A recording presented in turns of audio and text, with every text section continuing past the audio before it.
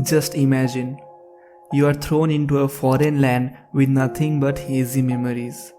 The only rule in this world is to kill or be killed. You were immediately forced into the only paying job you have is to fight monsters. The moment you were brought in this world, you were cast aside because you looked weak. The stronger from their own group and the leftovers, they form their own party. As because in this world there is no respawn, no redos, where life and death is separated by a fine line. Today we are going to talk about an isekai which was so genuine and deep in terms of story, plot development, characters, interaction that it just blew my mind. A step-by-step character development through multiple harsh events, interactions between the members, and giving every small details about their natural growth. An isekai with no overpowered main character, no relives, no broken ability, just enlightening viewers with something unique. The name of this anime is Grimgar Ashes and Illusion. Simply explaining in a brief summary, Grimgar is a story where a youth of people awaken where they don't remember anything but their names.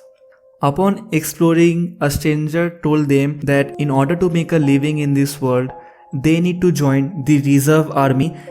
The stronger looking people form their own team, leaving our main cast of characters Manato, Haruhiro, Ranta, Yume, Moguzo, and Shihuru. So the ragtag team of 6 start their own life as adventurers. This pretty much summarizes the entire series, but something unfortunate happens in the first 3 episodes which I won't be spoiling.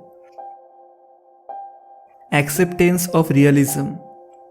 One thing you need to understand that unlike other fantasy shows, this set of main characters aren't superhumans.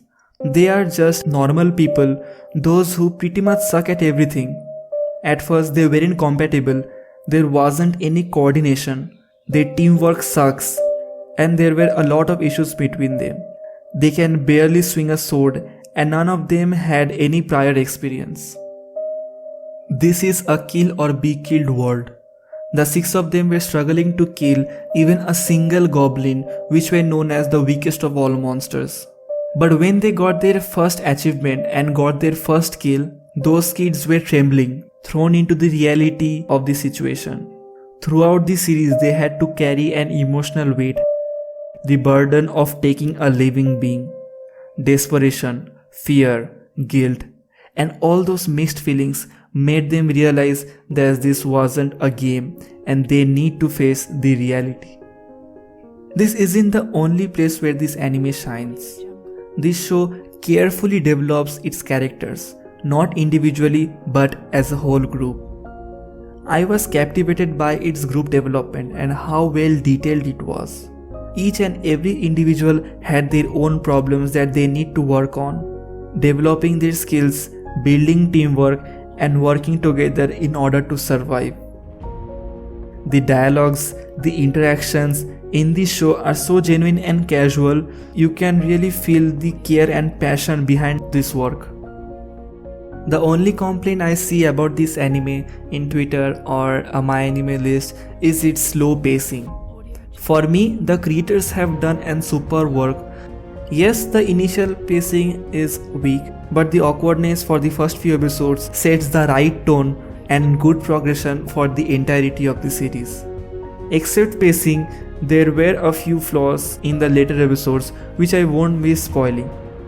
It has a unique art style, the music is outstanding, and overall it perfectly nails. It is heartwarming to watch and unique for its genre. This show was a blend of every emotion, so I had to rant about it. Hopefully you did enjoy this video, and if you are new to this channel, please consider to like, share and subscribe and turn on the bell notification for more great content. That's all for now. Thank you for watching. Bye.